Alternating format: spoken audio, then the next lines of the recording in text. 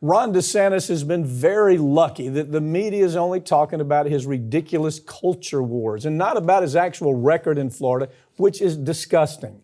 The state ranks among the last in the country in nearly every metric that matters to voters. I have Ring of Fire's Farron Cousins with me to talk about what's happening. You know, interesting thing. I think we started doing stories about what was happening in Florida. And people said, well, you got a national show. Why are you worrying about Florida?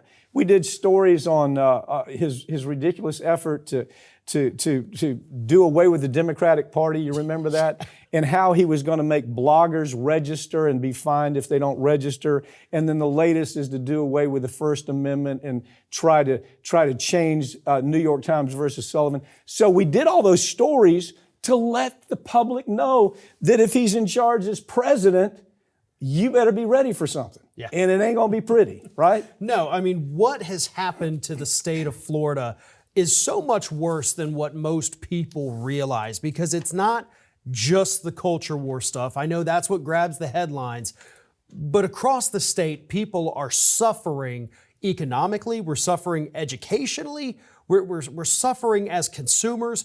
Across the board, this state has become, by almost every metric, one of the worst in the country. We were 49th in teacher pay. Mm-hmm. We are the worst in the country, by the way, of knowledge retention from students from 4th to 8th grade. Yeah. So our children in Florida statistically get dumber as they move through school compared to every other state in the country. Well, just so there is this, we're talking objective numbers here. Yes.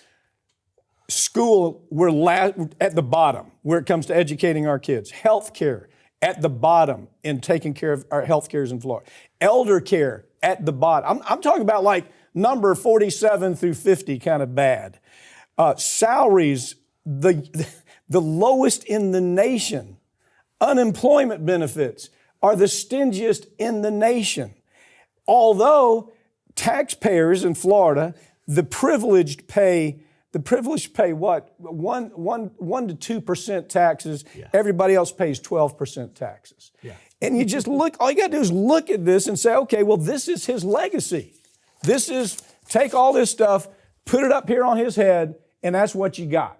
Yep. This is the guy that's running for president of the United States, and all you have to do is look at what he did to Florida. Disgusting record in Florida. The latest takes away people's right to sue when they've been injured, malpractice, when their home gets blown away in a hurricane.